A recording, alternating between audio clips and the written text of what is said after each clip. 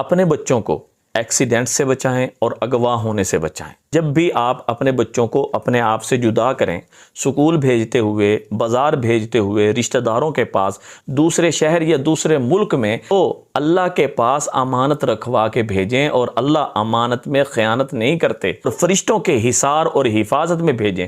اس کی ترتیب اور طریقہ یہ ہوگا کہ جب بھی آپ اپنے بچے کو اپنے سے جدا کر رہے ہیں، ایک یہ آیت لازمی پڑھ دیں، فاللہ خیر حافظا وہو ارحم الراحمین، یہ پڑھ لی۔ اور دوسری ایک دعا ہے، اس دعا کا خلاصہ میں آپ کو بتا دیتا ہوں آسان ترجمے میں، کہ اے اللہ، میں اپنے بچے کی جان کو، مال کو اور ایمان کو تیرے پاس امانت رکھ رہی ہوں، تو اے اللہ اس بچے کی حفاظت فرما۔ انشاءاللہ تعالی بچے ایکسیڈنٹ سے اور اغوا ہونے سے اور ہر قسم کے نقصان سے محفوظ رہیں گے۔